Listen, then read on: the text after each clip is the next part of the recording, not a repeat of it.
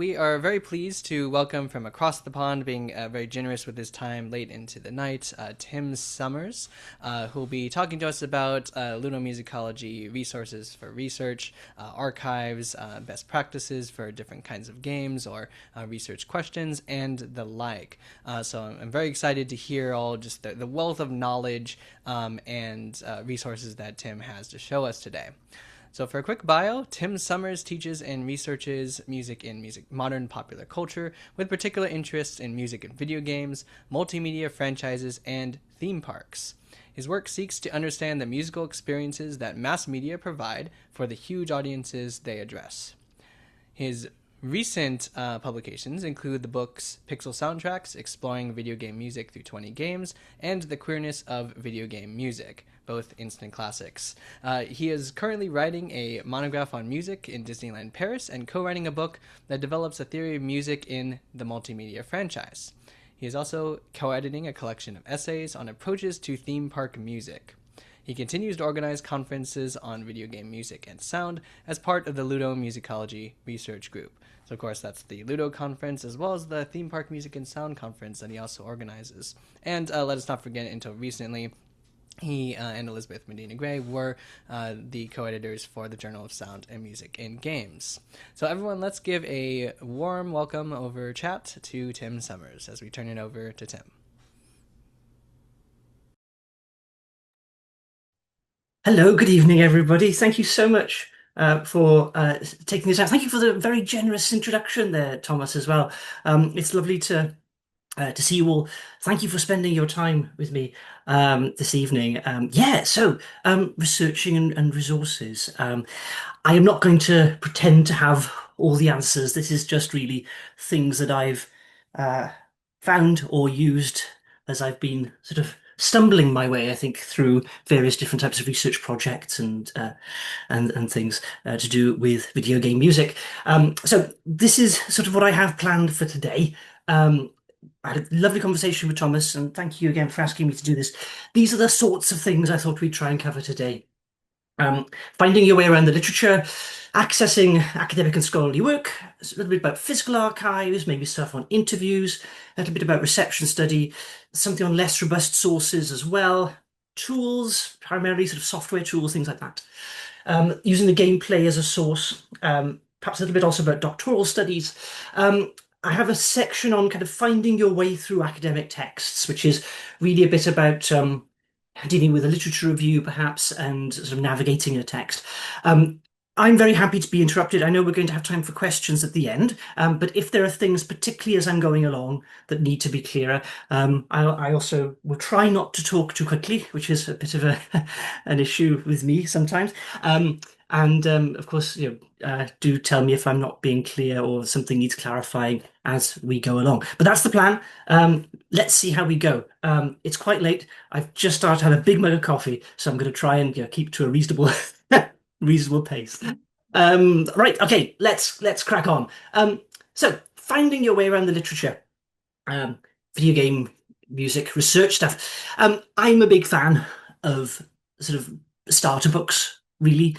And there are books where if I'm really going into something I don't really know a lot about it, I will often look at these kind of books. So don't be afraid, I think, for using books like companion books or instruction books. There's this book on the top right, Routledge Companion to Video Game Studies. I don't have a background in video game studies. If I'm looking for an aspect about video game studies, this is where I tend to go just to start getting my grounding in a scholarship. Start seeing kind of key references. I'm very keen that I am aware of what I try to be aware of. Areas I don't know, I'm not an expert in. And just finding a way. Often I think about it in my mind like finding the end of a piece of string or finding the thread. And then when you start reading, you'll start around an area, you'll start to see the same authors come up and you'll start to see the same references, and that gives you a sense as you come to grips with the topic area. Lovely little books are available, like the New Critical Idiom series from Routledge. Again, primers to big ideas. I quite like the Routledge Key Concepts book. Again, these are kind of almost bibliography kind of books, but great as ways into discovering areas of research you might not know much about. So I am very, very happy myself kind of going, I don't know enough about this. Let's just go to the general books and see what we can find out. Um, One of the big resources for video game music research is the SSSMG bibliography, which I hope I have ready in a tab to show you. There it is. So this is the SSSMG bibliography. Um, this has grown to be quite huge. It started, yeah, back in about 2011, and so it means that also the keywording is, a bit random at times, because it's largely been done by myself, Michael Comp, a little bit of Mark Sweeney, and then as people have written books or have done collections, we often ask the editors to send us keywords, or if they are published, if they are published keywords for the article, we add them in. But sometimes it might just be what I've found through flicking through it. So it's not foolproof, but it hopefully gives you a way into some of it. And it's searchable. This is the online version. Um, there is a Zotero version. The Zotero version, which is if you use the software Zotero, which is a reference management software, um, that's more up to date. That's being updated regularly. The website version is only updated periodically. So there will be a new edition coming soon. Michiel's working on a new update soon. But they should give you a way into the scholarship. But it's quite a good. People tell us they find this quite a useful way into the scholarship. What I'd like to ask you folks, you lovely people out there, if you find things that need to go in here that are not on there, please tell me or email me or somebody else, and we will add it in. And especially if you've got something yourself that's coming out, it is toot your own trumpet and help make it kind of discoverable. So the SSSMG bibliography is there. As a rule, it doesn't include master's thesis. Unless it's a specific master's by research, generally does have doctorate researches. There are some exceptions just because of the way it's evolved over time. Um, and if there are particularly notable master's theses, they are sometimes in there. But generally, doctoral thesis, books, chapters, conference papers, if they are published, like from the computer science, we have a full published transcript. Don't generally include conference papers if they're just kind of spoken like you might find at NACFGM or something like that. So it's generally peer-reviewed stuff, which is what we've got in there. Okay, so that might be a useful resource for you. Um, my main bit of the thing that sits on my uh, open tabs is Realm, which you may or may not have come across. I quite like Realm.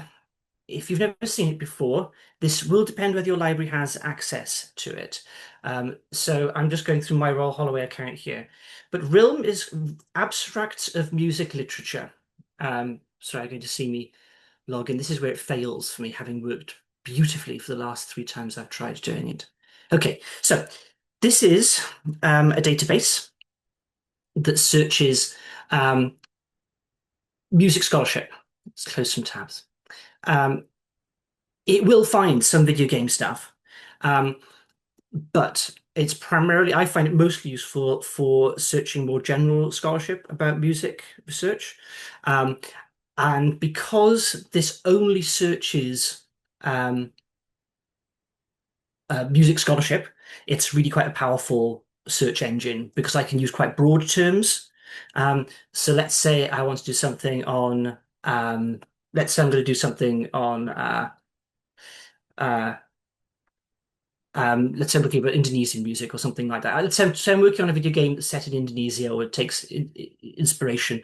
Then I can use, even though I'm searching Indonesia as a big term, it's only going to bring me back scholarship related to music from Indonesia. I can then refine by languages, by dates, by sources, things like that. Maybe I want to do, I don't, let's say I'm going to do something on let's say I could do gamelan or whatever it might be if I'm doing a particular traditional music, maybe something like that. Um, is there a realm equivalent for game studies or film studies? That would be amazing. Nice question. I don't know off the top of my head. Someone else here might know. Um, I find Realm really, really useful. It's also because it tends to give you an abstract as well. Now, generally, you can't click through from Realm to your final thing. but it is really, really powerful. It's dodgy in terms of reliability, but it does it's pretty useful, I find. I'm a big fan of Realm.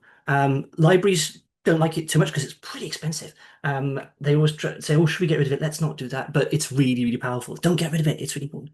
Okay, so yeah, Realm, really good. Hopefully my computer will start to behave as I close tabs. Bibliography of Realm. Okay, general journals, musical side of the game. Please submit your work to general side of music and games. Woohoo!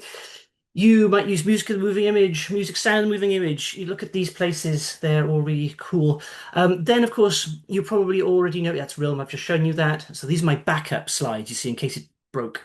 Um, this wonderful article, which you should all definitely read. But let's say I'm looking at this article and I can use Google Scholar then to chase citations. I can set up alerts. I should have said I might be telling you things today that you already know, and I apologize if that. But I tend to find that if I kind of go through everything, perhaps sometimes you don't know.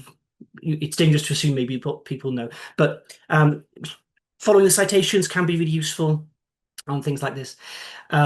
A way to find out who cited that work and so on.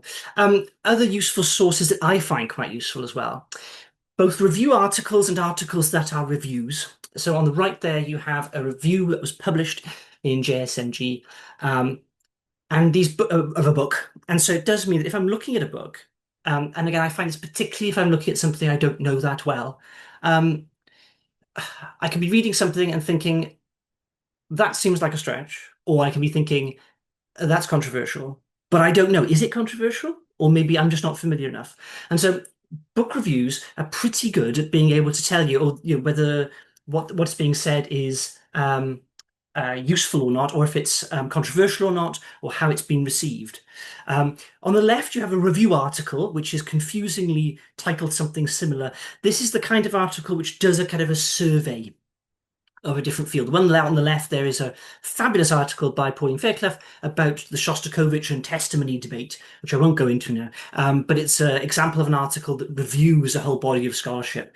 You don't get quite as many of these as you used to. I would love to see more of these for video game music. I would love to see a review article on music and immersion, for example, which you all always have lots of lovely arguments about.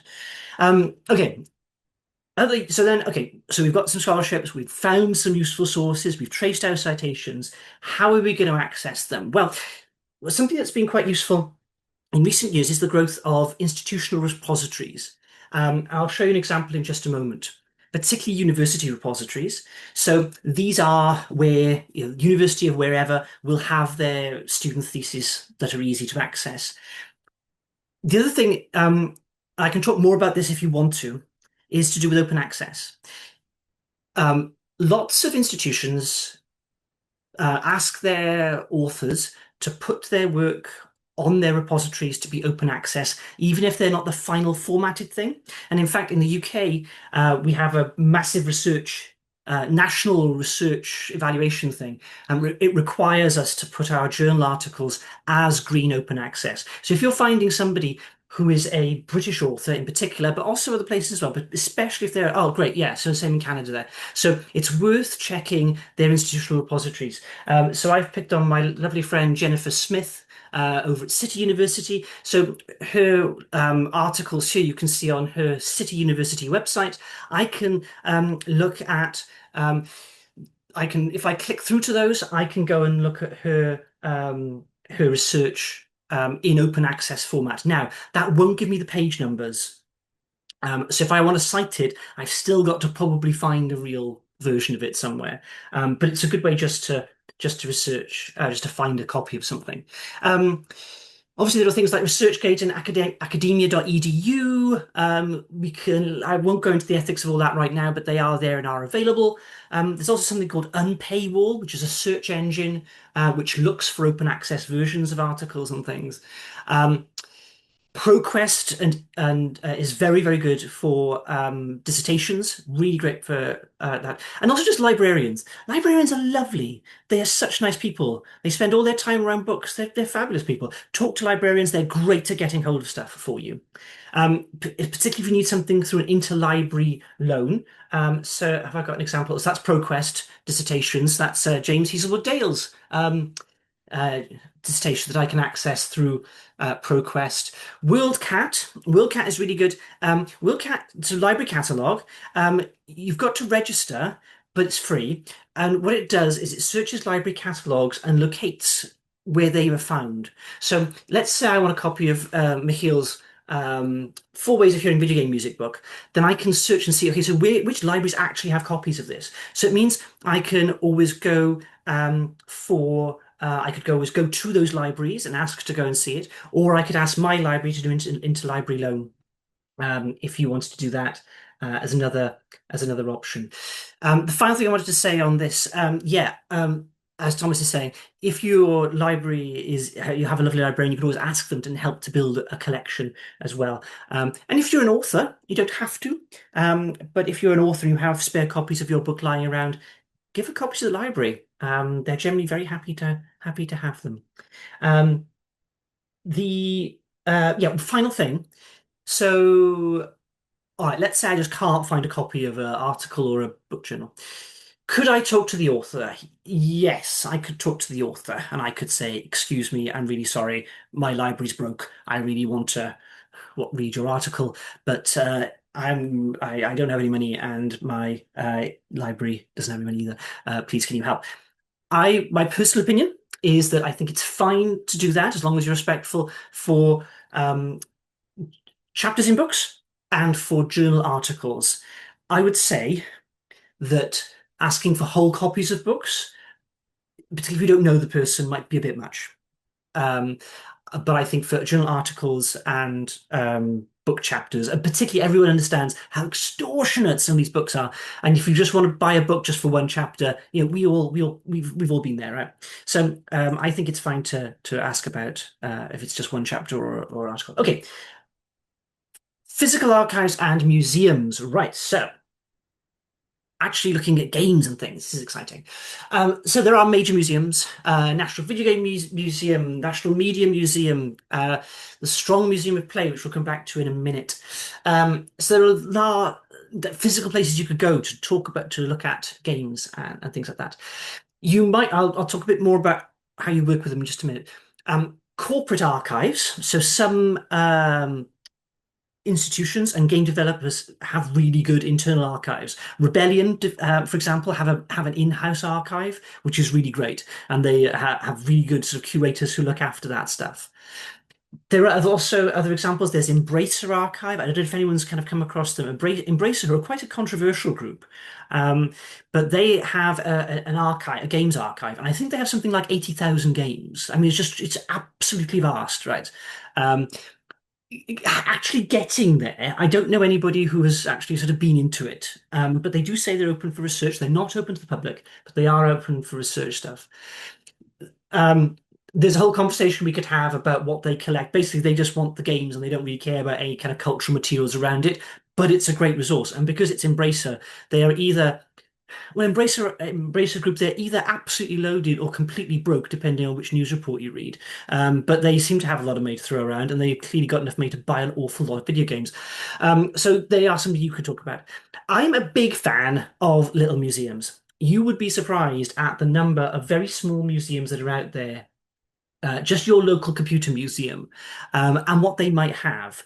And they can be really, really useful to work with in a variety of ways. And I'll come back to them in just a minute on that. There are also university libraries. There's the wonderful University of Michigan Game Library. There's a picture there in the middle of the screen about people working there. And also, if you're in Europe, there's also the wonderful collection at the University of Leipzig, in particular of Japanese games, which is extraordinarily good as well. Okay, so how might you actually work with these kind of museums and archives? I think there are two real ways you work with them. One is a kind of, hello, I'm a researcher, I want to look at your things. and one is a slightly more longer term integrated. Yeah, yeah, it's was probably the Jaguar. One's slightly the longer sort of engagement or partnership, really. So the thing to be careful with is every museum and every archive will have slightly different rules, right? So I've taken this from the Museum of Play website. This is the Strong Museum, right? In many instances, due to copyright restrictions, the Strong is unable to make archive collections available online, but their libraries are permitted to make copies or scans for private study, scholarship, or research. And then it talks about their image rights and reproductions fee schedule and use of collections materials agreement for more information. So let's look at their website. So if you bring this up, this is where my computer refuses. Yes, we'll trust that website.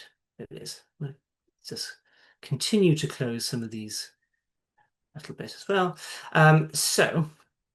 The world of permissions. Yes, we could talk about permissions in a bit if you like, if we want to talk about permissions. I know Kate will know probably even more about this than I do.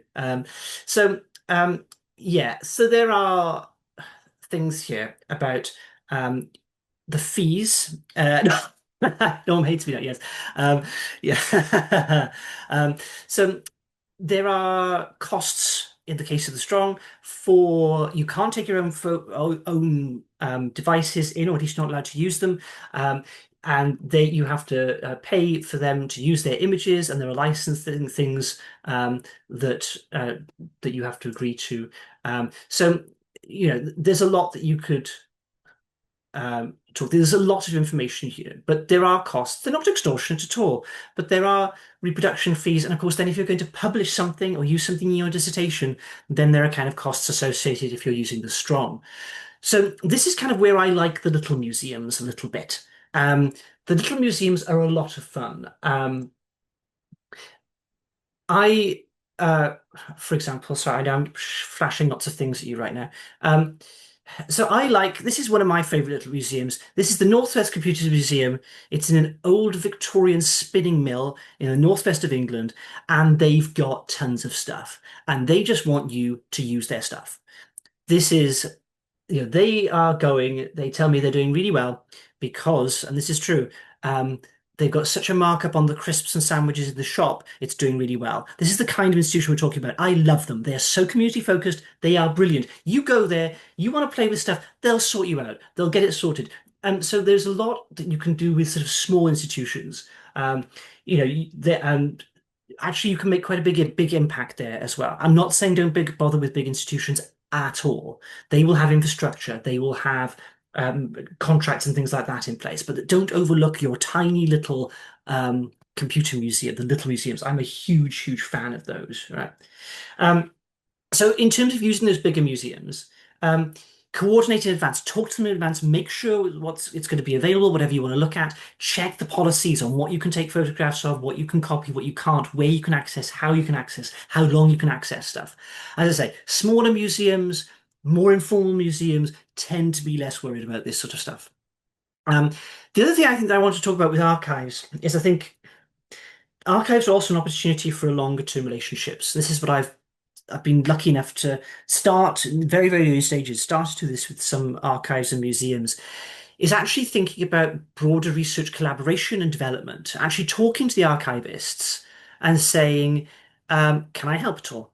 What are your priorities? What are your priorities on collection, on curation? What are your challenges?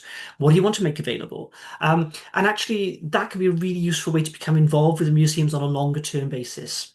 Talk to the research directors.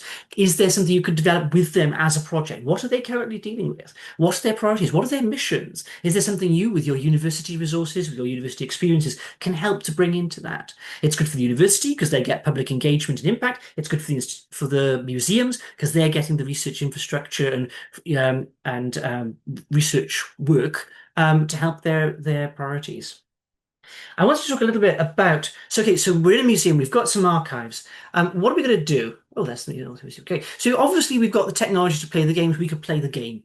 One of the things I wanted to show you though is really how useful these archives can be in thinking about the physical resources. So I've got here. This is one of my favorite examples. This is King's Quest 4. Right. I might unshare a second. Sorry, Thomas, if I unshare, will it make me a bit bigger so I can show this a bit more clearly, or is that not going to be any Yes, it different? should. I Okay. think so. Yeah. This might make everything go horribly wrong. Right, I'm going to stop sharing. Okay. So, King's Quest 4, right? So, just to show you what you might be dealing with here. So, this is my box. And if I open up my box here of King's Quest 4, um, fabulous game, by the way. Um, obviously, we've got our. I bought this second hand, but I also see it in some museums and things. So obviously, I've got my lovely set of floppy disks. When my students say, "Oh, look, it's a real save icon," when I show them this. We also have it on diskette as well. But what's interesting, I think, is that you can find all sorts of interesting things in these kind of boxes. So in this particular one that I have here, also have the original receipt. So I can see exactly how much somebody paid for it and when they paid for it and when they bought it. I have actually here, oh, what's this? Well, this is not that one. There's lots of stuff in here, including, oh, what have we got here? Oh, this is a voucher for money off an ad-lib sound card that came with that was promoted alongside the game. Okay, so I'm starting to learn now also about the technologies behind it. I've got a letter here from the president of Sierra promoting their new audio software and their new this game on account of its music and how you should buy this sound card to make your game sound great. What else do I have here? I also have uh, a little marketing brochure here, which is about how you get blown away by Sierra's new stereo entertainment software. And so again, it's another promo thing about the music of the game. It's also got this thing. It told me about a source that I didn't know even know existed, which is knew existed, which is great fun. Which is this thing where you could send off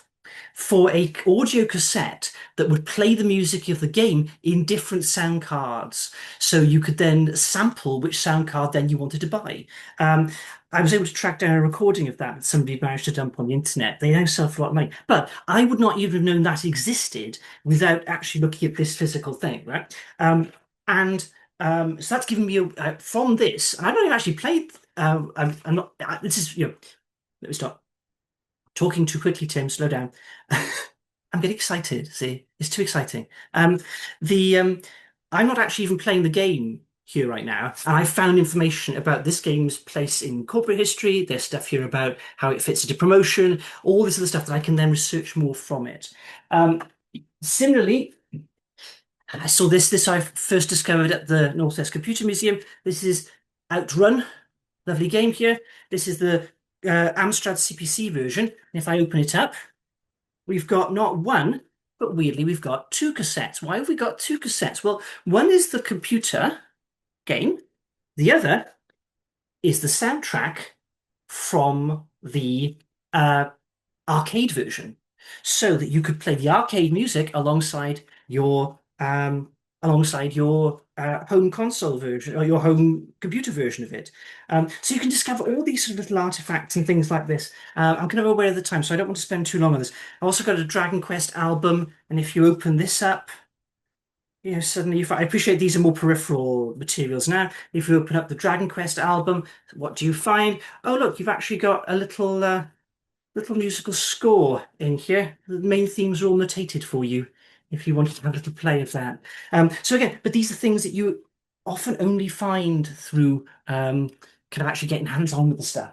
Anyway, right, sorry, I've rabbited on far too long about all this. I'll reshare my screen and I'll try and get myself somewhere back on track.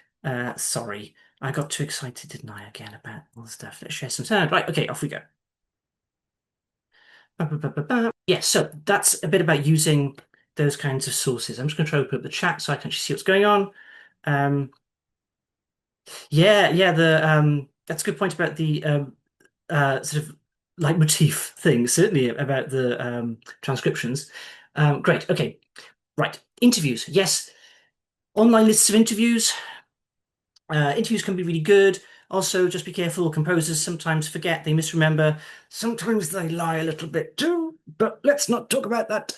But generally, they're all lovely people, and no, but I generally mean that. Most of them, they're lovely people, and they will be very happy to talk to you if you can actually get to speak or get through to them.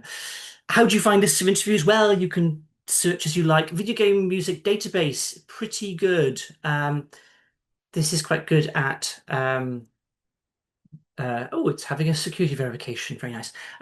So this will help show you Video Game Music Database has some good sources for interviews. This should be the Yokoshimura. There we go. So this is pretty good.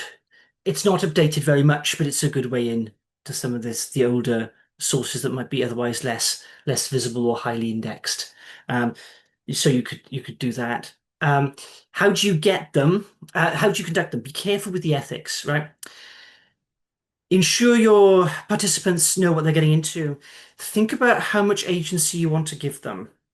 It's very tempting to say, oh yes, whatever you want, you can always withdraw at any single point you want to. All right, yeah, but what happens if you're at a point of publication or you're in press and they say, no, actually I've decided I want to withdraw.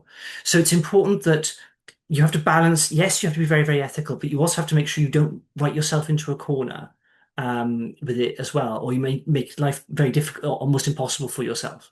So think about how much agency you're going to give your participants. Absolutely be open with them. Yes, is it important that they are named? That probably it is that their particular name is given. But just be careful that you don't give them, you don't want your whole project or there to be serious problems because somebody at the last minute decides they want to withdraw and suddenly your book has got to be pulped or whatever. So I suppose what I'm really saying, only promise them what you can give them, I suppose, in that sense. So just be careful when you're doing interviews. And of course, obviously whatever your ethical policy at your institution might be. How do you get those interviews? Well, you can try contacting them directly, contacting the company. One thing I found quite useful is actually contacting their PR person. That's been quite a useful way in because the PR person will go, free publicity, yes, please, and will kind of prompt them to do it a little bit. So that can be a useful way into it. And you can look at some of the major PR firms and they'll tell you who's being represented by them. Um, Challenges of interviews. I'm thinking published interviews now. They can disappear. Musicforgames.net was a brilliant resource. It went offline about 6 months into my PhD. Internet Archive, the Wayback Machine, captured most of it, but not all of it's there. So the Wayback Machine, I can talk more if you don't know it, but it's a website that archives the internet so you can look back at pages that have gone. Um, you can also we can talk more if you want to later about the relationship with companies and that dealing with the whole rights and permissions thing and how much, how you negotiate that and discuss with companies and particularly importance of clarity about what you actually want to do. All right. Reception studies. Okay, so you could do online ethnographies. Again, you've got to be careful with that. Probably if you're dealing with people who are not public figures, even if they're posting publicly, you probably want to anonymize just for there and be careful where your data is stored also for anything like that. There are excellent resources online. This is Internet Archive, have a lovely archive of magazines and things like that that you can use and are searchable. Excellent resource there. You can also chase reviews on review aggregate sites as well that you can always look at to another way to find more information. Less robust literature, you can of course draw on things like reports, non-peer reviewed things, blogs, conference papers. My personal thing is that you should really avoid, unless you absolutely have to, avoid referencing conference papers that have not been peer reviewed and published. I know I've said some things that are wrong in conference papers. I've given some papers I regret giving. Let's not go there. But the point is, just be careful with conference papers. There's also kind of like an access and exclusion thing. It's like, oh, I was at this thing. They said awesome stuff. I'm not going to tell you what it was. You weren't there. So there's a whole thing about being careful about access of conference papers as well. Anything you find online, save it, save it, save it, save it. You never know when it will disappear. And then you might be a bit stuck. Right. Tools and sources, which is my kind of last main section, I think he says, whizzing through his PowerPoint. Yes, okay. Bit on tools and sources. All right. you can use all sorts of fun tools for analysis. One of I use my methodology is kind of informal, should we say? I just go for tools that I think are going to be helpful at any one time, um, depending on what I'm looking at, which you can entirely criticize me for not being robust enough. Um, but there we go. I like using tools.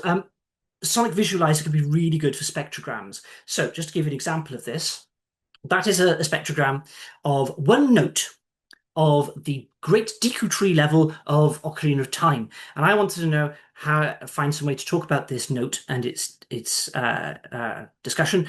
And this was my first time using spectrograms in any meaningful way. So it reads from left to right in terms of time, but what you're seeing are the different frequencies going up the grid there, and we can talk about the shape of the shape of the harmonics. We could talk about how closely banded they are, the smoothness or roundness of this, why it gives that sort of ooh sound with that sort of organic sound to it. But it's a way to try and talk about timbre that can be really useful. I would highly recommend Megan Lavengood's dissertation on using spectrograms as analysis tools, which is really good about how to discuss timbre and using spectrograms. We might use things, you might extract uh, data and information from your materials. There are a few ways to do this. One way is to use various software tools. One that I quite like is something called Dragon Unpacker. It's got this thing in it called Hyperripper. And what it does is it searches anything you chuck at it for sound files data. Now, does get a lot of false positives, but you can basically throw it a file and say, see if there's any wave data in that. See if there's any MIDI data in that. What can you get out of it? And that's a really good way to extract audio information. I found that really successful. It takes ages, depending on the size of the file. But it will you can just click and say, search for WAV, MIDI, OGG, other files, and it will try and find that information and extract it for you. Another way to do it is to through your own, perhaps your own materials. So, one thing I do that I've used is I like using this little device. It's called a Retrode. And what this allows me to do is, and there are lots of similar devices out there, I can plug in my cartridge into this, and then it goes through a USB interface at the back, and then it appears on my computer like it's like an external hard drive or something like that. And what that lets me do is, if I get my Internet Explorer tab up here going, da, da, da, da, da. So it means then I can go, right, that is my actual, where are we? Come on. That is my actual Legend of Zelda cartridge. And I know, unlike if I found a ROM online, I know that is my actual physical cartridge that I've copied from my thing to my computer. And then using tools, what I can do, what I was able to do with the Ocarina of Time, is actually then take that file and use some of the tools that are available online in order to actually extract the MIDI data out of it. So I was then able to produce, extract from that cartridge. Let me show you. There we go. I have organized these into folders. They didn't come pre-organized into folders, but I can look at, there we go. Those are the MIDI files from the Hyrule Field overworld. And I've extracted those from the cartridge and I can load those up in Spalius or any other software I want to discuss it. So I know I'm getting the data directly from my cartridge from that. The tools I used to do that are no, not Shimuru Yoko. They are these sort of things that you find on with N64 tools, N64 MIDI tools. You find lots and lots of these little programs. Be careful what you're downloading, otherwise you might end up with a virus. So be careful with what you're doing. Try to check that there are reviews for people actually using the material. Um, or there's another set which I used to this, which was Sequence 64 as well, which was another audio editor for N64 games that you can use. One of the big utilities sites is Zofa's domain. So I realize I'm just keeping an eye on the time. I knew I was going to be tight on this. That you could, this has a range of different tools here you can use to extract and play about with game data. You can then perhaps put it in something like a tracker software. This is a family tracker, and let's have a couple of seconds of Silver Surfer.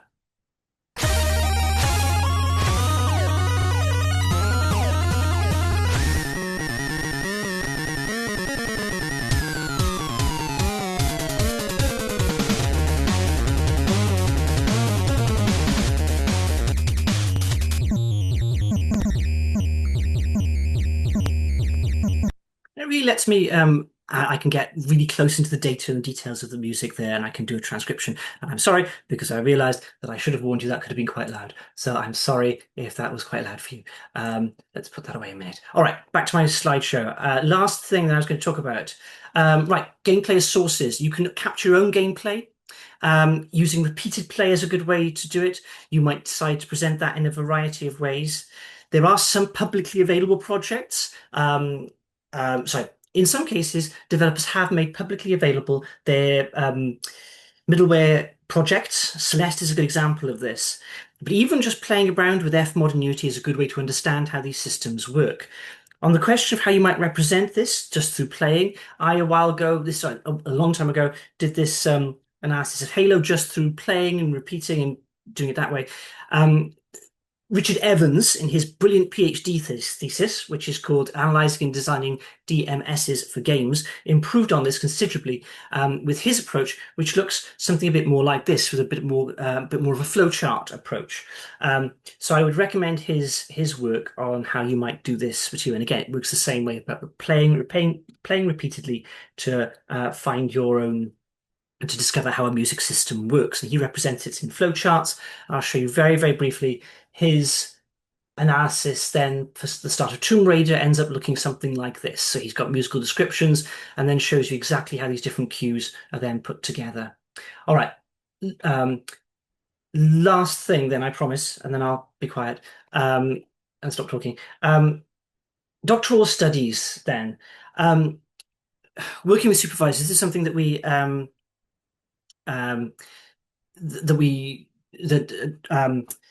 Thomas and I thought might be useful to mention. There are challenges sometimes working with supervisors. Um, Speaking as a supervisor, don't be afraid to say what you need. As someone who supervises a range of students, some of my students work in totally opposite ways, and I often don't know what they want unless they tell me what they want, or we try different things. Don't be afraid to say what you need from your supervisor. I would suggest practically that you cultivate multiple relationships in your department. If you don't have a second supervisor or somebody else, make sure you have a variety of people that you can go to within your department, that you can talk to and that you can discuss your work in. I don't mean someone else to kind of backseat supervise, but someone else that you can ask for advice or thoughts on work or be another point of contact for you. Unfortunately, sometimes relationships with supervisors do break down. It's useful to, and it's important that you have multiple support networks within your institution. Use your supervisor for networking and building relationships. It should be their job to introduce you to their network, your network, their networks. So you don't be afraid to ask things like, "Oh, could you introduce me to them? Is there any chance?" And if they can't, that's for a reason, that's also fine. We also mentioned a little bit about talking to non-gamer academics, and this can be challenging. It can also be a good challenge to ensure that your work is actually understandable to a broader range of people. It prompts us to think, who is your audience and what do they need to know? Can you translate terms from what you're saying into a language they can understand, even if they're coming from, I don't know, medieval music or whatever? It's a challenge, but it can be difficult. But it's also important because it means that your work is then communicating beyond the borders of Ludomusicology. Draw on the community. I have obviously had a very privileged situation in many respects, but from my perspective, I'm pleased with what I see as being a generally very welcoming community, and there are people who will be happy to help you and reach out if you need help. Final point, because this is the thing that everyone's got to do now, is have a bullet point about AI, and we'll go AI, and everyone goes, oh, I don't know. So AI, generally, this is so simplified. So I was really tired when I wrote this. So basically, if you're translating your own stuff and using it as an analysis tool, people aren't going to hate you too much. if you're generating stuff using AI, people are going to really hate you, so don't do it, right? And it's probably rubbish anyway. So that's basically my 2 cents on AI. Yeah, that's that. I'm way over time. Thanks very much. Lots of things to talk about here. I could tell you much more. I could go on forever about this. Those are the things I've talked about. I hope it's been useful. Thank you very much for having me. Sorry for talking too long. Thank you very much for coming, and we can go to questions. I've got something from Chris Hill here. Yeah, Family Tracker. Regular doors like Logic have some useful tools. Yes, absolutely. And you can do the spectrographic analysis that I mentioned, Sonic Visualizer. You can do that in this. I know I've talked too much. I'm happy to make these slides available to anybody who wants them, and I'll give them to Thomas as well, who can use them as well. Very useful open source plugins, Chris says. Knocking about on GitHub. Yes, GitHub can be great. Can be, you can find all sorts of things on there that promise the world and do nothing. You can also find some amazingly insightful bits of kit as well. So yes, sorry, I'll stop talking now and drink coffee, which might or might not be a good idea. But thank you, everyone. Well, you have to keep up late into the night, certainly. So, thank you so much for that presentation, Tim. And just as a reminder to everyone, we do have some more time for questions here. And I see people using the chat function. That's totally fine. We're casual. Had in mind the Q&A feature just because it's a little easier for us to sort of see the questions and then like highlight one at a time so it doesn't get lost in the chat. Either way, we'll be monitoring both. While people get their questions ready to ask, either in the chat or the Q&A, I'll go ahead and take a privilege to ask the first one, really just to ask you, I guess, Tim, to expand on the last point, which got, a little pigeonholed at the end, which is about generative AI. And do you see any usefulness for generative AI in academic research? And what guidance would you give to someone like one of your own doctoral supervisees, to someone who might be tempted to use generative AI for research in various ways, whether that be like wordsmithing sentences or generating a table or a figure or a chart of some sort, or like sourcing reception studies off of various comment sections of things? I think I would say be really clear and transparent, and be very clear. Declare absolutely how you've used the tool, um, what you used, how you used it. I would say, and don't uh, find a way, and this would depend drastically on what you want to do with it, to verify what it's telling you. Um, I asked ChatGPT a couple of months ago. I just needed a calendar, and I thought, right, let's just go. Can you just make a calendar for me? I need you to populate it with some dates. It was for an admin thing, and it got the wrong number of days in September, which I thought was a really surprisingly fundamental thing to get wrong. Um, so don't rely on it. I think there are useful ways to do it as long as you're critical. Um, I allow slightly encourage some of my students to use generative AI in particular ways when I know that it is going to be um, it's going to be helpful for them to think to produce something. So there's a task I get some of my students to do where they've got to come up with there's one where they come up with a potential exhibition for a museum on video game music, and there's one where they are game designers pitching to a composer, but the point is not necessarily the game, but they have to have a game concept, and I let them use where they have to declare it, but I let them use generative AI to produce images of their fictional game or what they think that museum exhibition might look like. So I do allow them to use it in that sense, but I make sure they um, um, uh, understand they're critical about it. But yeah, I'd say be clear about what you're saying, and try to find, if you're using it for any kind of conclusion, make sure there's a way that you can verify and that you can have trust in what it's telling you. All right, thank you for that. I think we have a question from Thomas Wilson. Not sure if you want to unmute and ask that, or I can read it myself. Sometimes people like to unmute and elaborate on their questions. Oh wait, yes, go for it, other Thomas. So Thomas Wilson asks, "What's one thing you wish you knew early career that you know or do now?" It's a wonderful question. Really hard question, but a good question. Um, I think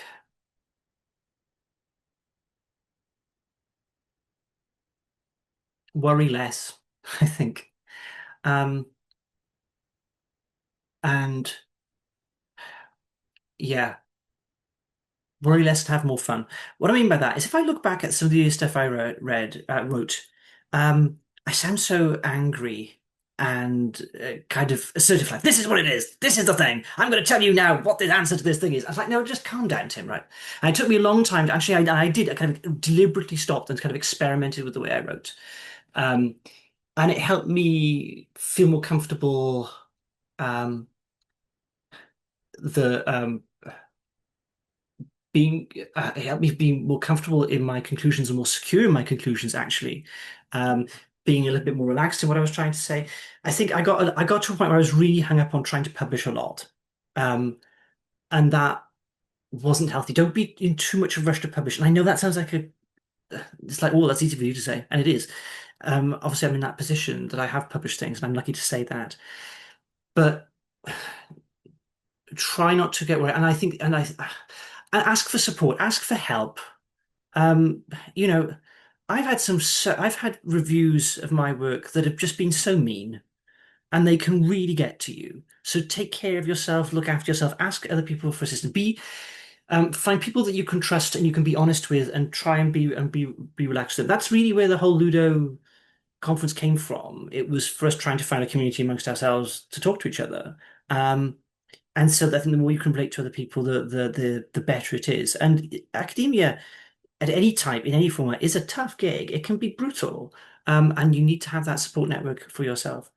The other thing that I think I've only really started to do more recently, there's been I wrote a book about Legend of Zelda Ocarina of Time.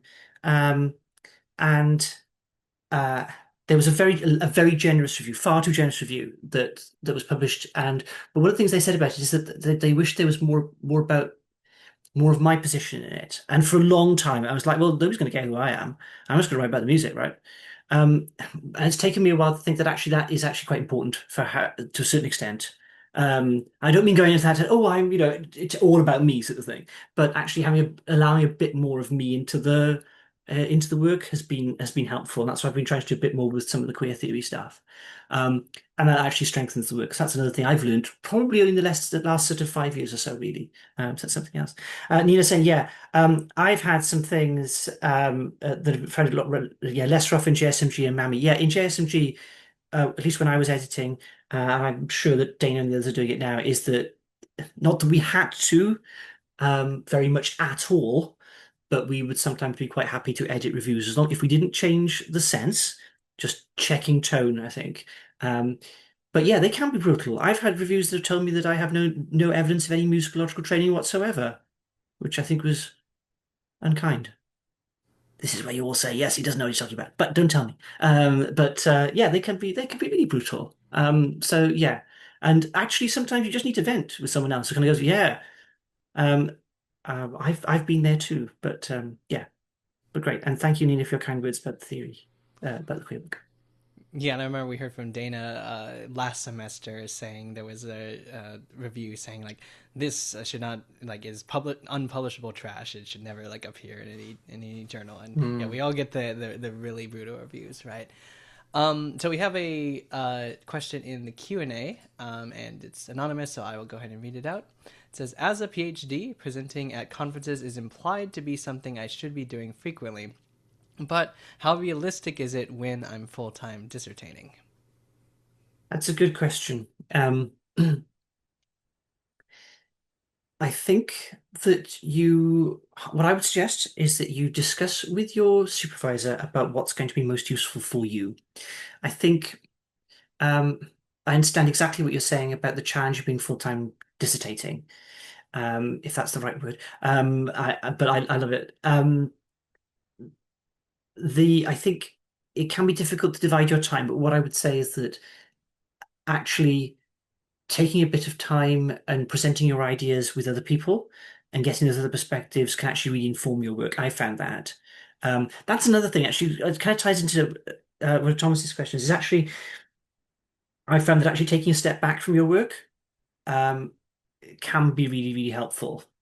Um, I wrote a bit about one of the first articles I wrote was about an idea called texturing, epic texturing. And I had that idea. I remember it so vividly. I came up with that phrase on a train to a conference. And it was actually stepping away from the work can actually help a little bit. I don't think you should feel panicked about presenting at conferences and sort of, oh, got to find a conference, don't panic about it. But if there's a conference that comes up that looks relevant, and don't try and shoehorn your work into something which it doesn't belong. Think about, you can be a bit sort of mercenary about it. Like, is this going to be a community that I want to speak to? Are there going to be people there that I want to talk to? Is it going to be an audience that I see as the audience for my work? Or alternatively, am I going to present it to an audience where I want to know about more about, I'm going to learn something from them. Let's say I've got students at the moment who are going to go and talk to games conferences more because they want to know more about the game study side of things.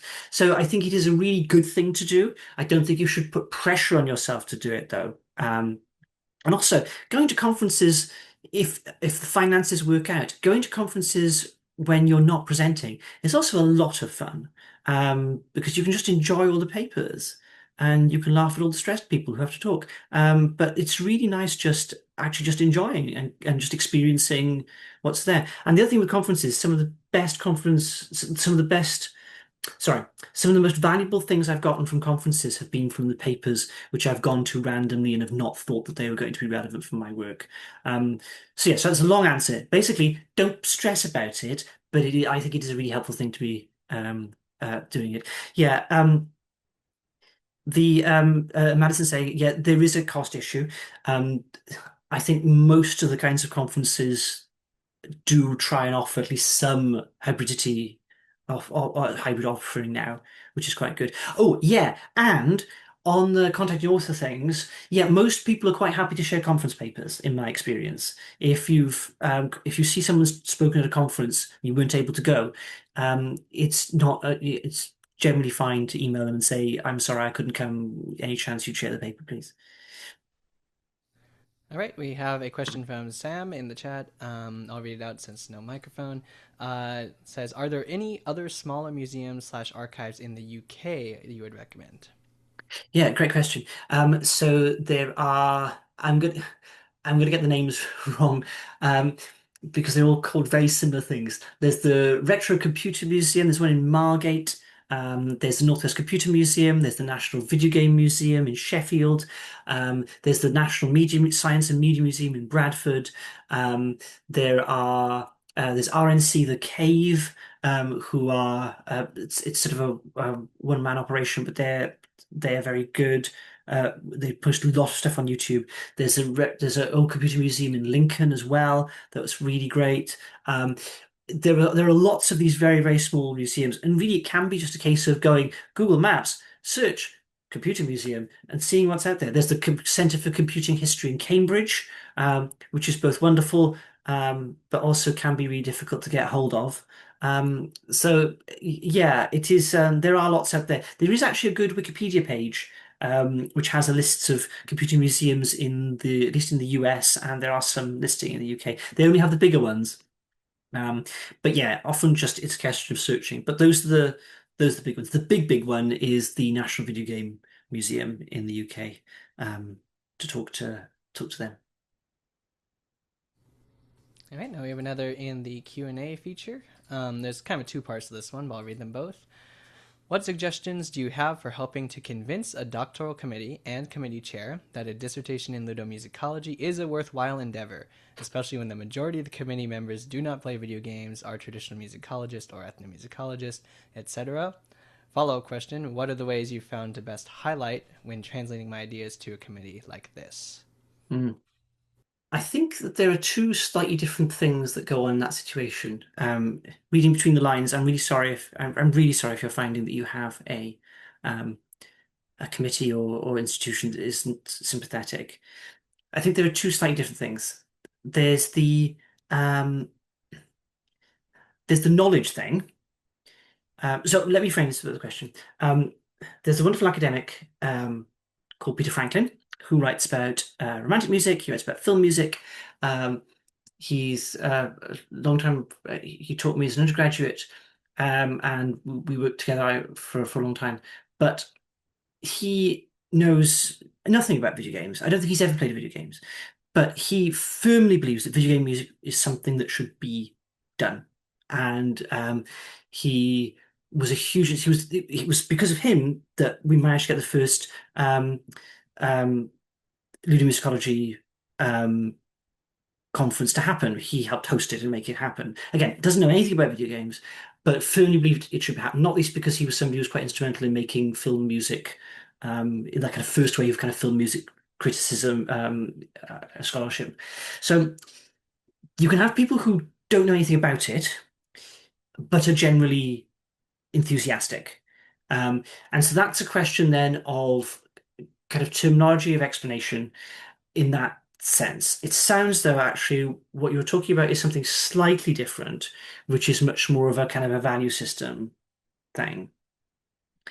Um, that can be hard to crack. I should also say I have very limited experience of the US um, doctoral study. I'm on a uh, dissertation committee, but it's only one I've been on and they haven't submitted yet.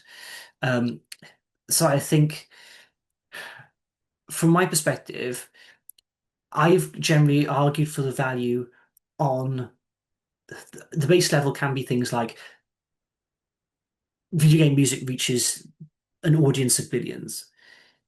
It is extremely profitable. Um, Therefore, we should be looking at it. Now, for some people, that would be an argument. Other people may actually find who have a reaction against arguments based on um, such earthly concerns as that might not find that so compelling. So then you get into questions of this is music that you can do and I don't like it, but it is a way to do it, which is that, oh, look, this is actually teaching people about other kinds of music. Um, this is a way in which music education is happening. It's about how does your work talk across, um, how does your work cross concerns. Find out what they care about. Is it what they care about actually is it education? Is it are they actually keen about interdisciplinarity concerns? In which case you can say, look at how this is a media format that engages all these different things.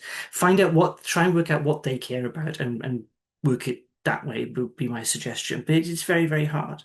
And I think there is a big issue and this is where I might myself like where I might make myself slightly unpopular. I think we have to make sure that as much as we talk about community, that we do not become insular. And there is a real risk that we end up just talking to each other. And it's really, really important, I think, that we keep talking outwards. It is great that the body of Ludomusicological scholarship is becoming big. You also, my little hobby horse is that Ludomusicology is not video game music research, it's about music and play, in which case we should be encompassing all sorts of play. Now, it's not reasonable to expect someone to take account of every different media format, of every different type of play, of every different type of music, but it's that outward looking thing, which is why I really wanted to start where I started right at the start of this with like looking into subjects you don't know something about. So looking beyond that musicological literature is so important and saying, hey, I don't know anything about this. Let's find out. Or working with a colleague. That's another really important thing. It also ties into the question we've just had collaborative working. I am such a fan these days of if you find the right person to write with, I'm co-writing a monograph and it's great. If you find the right person to rewrite with, they can challenge you. You can have different areas of expertise. I love co-editing stuff because you have people who come from different perspectives. I love co-editing people from different disciplines. I've learned so much from working with Melanie Fritsch, who would not identify at all as a musicologist, is in performance studies, is in media studies. I learned so much from her every time we talk. So I think in an aggressively practical way, it's find out what they care about, and even what an institutional strategy is, and find out how your work might play into that, and then can I go from it? Oh, I didn't know. Oh, that's amazing! I didn't know Melanie was doing the Academic keynote. That's brilliant. That's absolutely tremendous. I didn't know that. The but yeah, uh, if you aggressively need to make an argument for somebody, find out where their value systems. And I'm sorry that sounds very cynical, but if you're in that situation, that might be what you need to do. And I'm sorry, that's just me being kind of perhaps a bit mercenary. But when I've had to do it, that's kind of how I've done it. Well, I think it's a stance that many people have been in, especially in the U.S. Uh, doctoral graduate studies, but I think in all over this as well as ludomusicologists, just sometimes figuring out what you need to do to get the dissertation through, to get that PhD, and then you can sort of branch out and write about what you like. Christopher Hill, do you want to ask your question live, or I can read it out?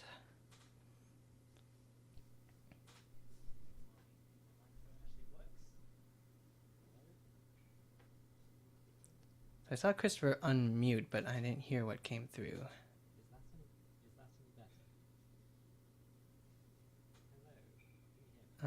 Christopher, could you try again? If not, I could just read it out.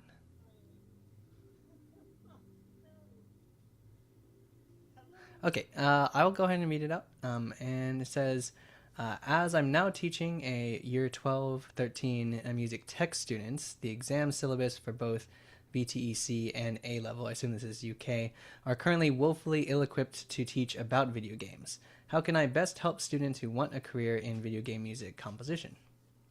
Mm.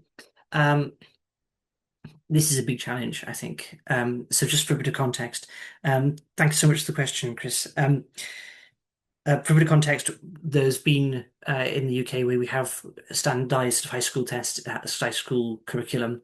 Um, there's been in certain quarters pushed to include things like video game music, but often the teachers don't necessarily feel equipped to teach it.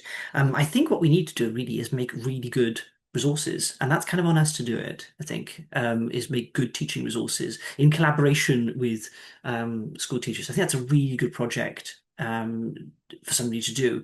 I think we need to be careful we don't get into the, hello, we're the academics, let's tell you how to do your job. Let's not do that. But actually talking with with school teachers and developing resources that are useful for them. I trained as a high school teacher, and if you couldn't tell from the manic energy and fear in my eyes, but actually getting good resources that are usable is really hard. And so I think there's a real place to develop that. And I'm sorry if I'm ignorant and don't know that people are already doing that work. There are some examples out there, but they are quite problematic. I think the examples that I've found tend to be the Uematsu is the Beethoven of video game music. You go, "Ugh." So you can, okay, I know where you're coming from, and yeah, it's cool music, but let's not do the same problem we did 200 years ago.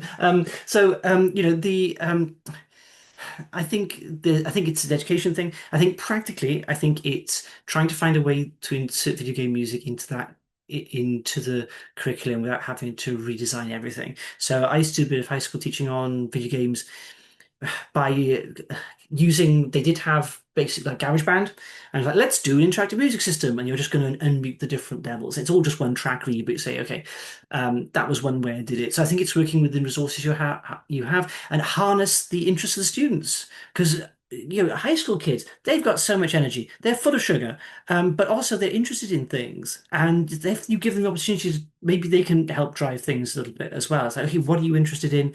Okay, you want to do something on a game? Well, help. What should we do? Bring it in that way. So it's a very fluffy answer, Chris, but it is a big issue about not having resources to do it. I think I think decent high school teaching resources on video game music would be really, really valuable. And in failing that, it's a question of trying to find ways to integrate it into the resources you already have, because we're also pushed for time. Trying to design a whole curriculum from the ground up is going to be really, really hard.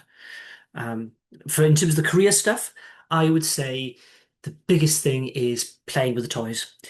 Unity is free, Wise is free, Fmod, I'm fairly certain is free at least, and there are really good training resources.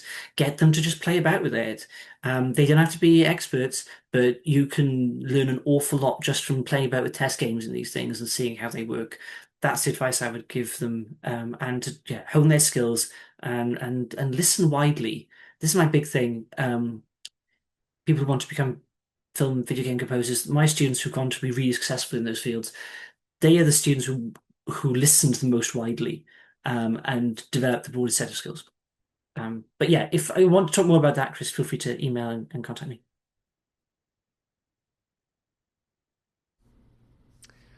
All right, I'll go ahead and ask another question. This is a fairly technical one from me, but we were talking about trying to sort of map the dynamic audio implementation through, like, I think Richard Evans's dissertation, and we were talking about that some on the pre-call. You mentioned a Dragon Unpacker as a way to sort of get at the source asset files within a video game and being able to mount it through things like the Retrode. So I'm curious, have you been able to get at sort of the details of a game's dynamic implementation from seeing the file names using Dragon Unpacker. Like, for example, if you had nomenclature like field underscore day underscore exploration and then field underscore day underscore combat, where you could start to get a sense of like, oh, this is how the implementation is playing out within this engine. Yes, yes, you can do that. I can't remember if I did it through Dragon Unpacker, but something similar will open it up, and you can absolutely see through file naming conventions is a very common way people do it. And you can see yes, sort of music underscore, explore one, explore two. You can see those systems. I think you always have to check them against does it actually work in the game. And of course, what we haven't spoken about, which is really important, is of course glitches. you know, does a um, does a music system actually work routinely in the way that it's supposed to? Great example. There's which I know I've I bring up far too frequently. Is a game called Advent Rising, which has extraordinarily beautiful music, but the implementation is glitchy as anything, and it comes and goes. It cuts in and out. Okay, what do we want to talk about? Are we talking about the music as its own material? Do we actually want to talk about the experience of the game? But to go back to your question, yes, through just exploring the file systems, you can often find that, or even just there are certain scripting languages that are actually not that difficult to just read if they open up in a text file, and it'll be like if battle then MP3 MP3 MP3 MP3, or that you can also triangulate sources. So uh, I came across a design document for a game. It was Alone in the Dark, and it had how the composer wanted the music to implement in the game. Um, and again, that was the plan, but the game doesn't always do that because again, it's really glitchy. So that might be something to think about. Oh, what we didn't talk about was transcriptions, which you had asked me to talk about. I'm sorry, Thomas, you had asked me to talk about transcriptions. Yeah, so you can use transcriptions. There are lots of examples out there, but just be careful that they do actually match what you hear and um, what are actually in the game. And I would also encourage people to think transcriptions can be great. I would never say don't use them if they're helpful to you, but don't be too worried about not having notes. Notes can be great, but think about do you need them? Because they can also be deceptive. Like, oh, I've got the notes, therefore I've done my analysis. Have you? Um, think critically about how useful notes are. I'm not anti-notes, definitely not anti-notes. Um, but just be careful. And again, on a very practical way, I know that Thomas and somebody else on the call will know about this. Sometimes if you're pushed by a publisher to really get rid of your musical examples, it can be tricky to fit them all in. But just in general, yeah, use transcriptions, but be careful they're correct and be careful what you want to use them for. Yeah, and I know Stephanie Lind is one who's done a lot of work in sort of like different ways of presenting game audio. So, like, waveform analysis, for example, and diagramming through the waveform. So, there are lots of different alternative ways. Spectrogram you showed earlier with sonic visualizers. So, lots of alternate ways to sort of get at what we might knee jerk want to do with a notes based transcription. Yeah. And I'm certainly not saying don't do notes, but it's what do what's right for you and don't fetishize the notes, I suppose. Yes, know that. Okay, so currently we're all out of questions. I'll leave it, going once, going twice here. So if you want to hop in with another question, we do have still a bit of time. So speak now or forever hold your peace. I'll leave it open for about a minute or so, just to make sure we're all questioned out for the night, and then we may have to let Tim go and get some sleep over there on the other side of the pond. Yeah, I'd love to get some. some people are at times, so they're already heading out. Okay, going once, going twice. All right, I think we are fresh out of our questions. So again, let's all join in virtual applause and thank Tim so much for his time. This was really wonderful and I think quite comprehensive. I'll make sure those slides kind of get out to people so that some of the references like that they might not have caught in notes along the way they can go back and use later. Thank you So for yeah. your time, everyone. I really, really appreciate it. And if I can help with anything, please don't hesitate. My email address is really easy to find. Don't be afraid to reach out. Really happy to talk and just shoot me an email. And happy to help. And thank you for hosting, Thomas. Thank you.